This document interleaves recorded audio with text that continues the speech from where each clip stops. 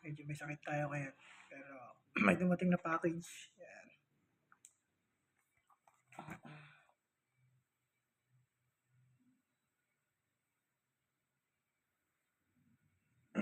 Yan, from Japan. Buksan na natin.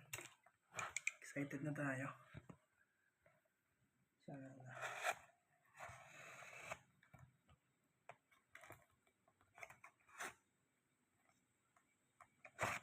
Bagong release lang naman to. Pero sana natin para sila na sila eh. Okay.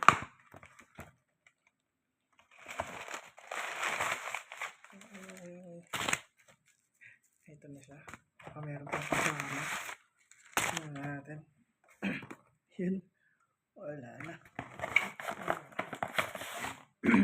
Wala lang kasama. Ito lang yung kasama. Then let's go. Ito na siya. Buksan na natin. Dahan-dahan lang. Medyo pricey.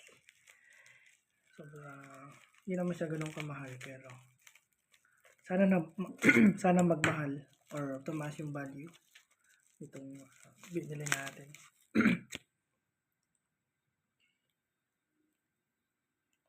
Let's go. Ito siya. Ayan. Okay, bagong bago ha.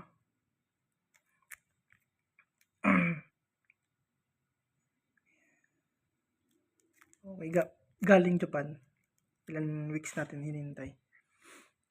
2 weeks yata o 3 weeks. Ayan siya. Buksan na natin. Medyo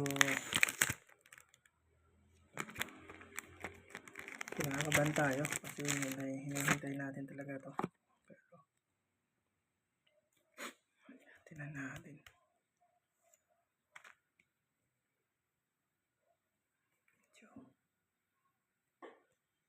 Let's go. Siguro pag pinag-grade natin to 10, sobrang ganda. Ito. Anniversary 29 anniversary ng Luffy.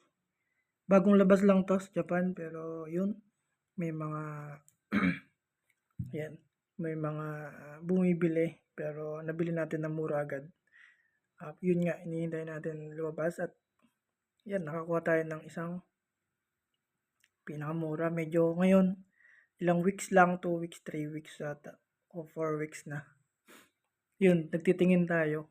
Medyo hindi siya tumataas. Sana tumaas in the future to. Ganda pa naman. Ayan, promo. Ayan. Ganda. Ayan. Lagay natin sa binder natin. Siyempre, binder natin ito. Ito yung binder natin ay mga ano lang tayo. Ayan, yung binder natin. Hindi ko alam kung saan ko lalagay. Ayan. Pero ito, tumaas na to. Ito. Nabili lang natin ng mura to sa Japan.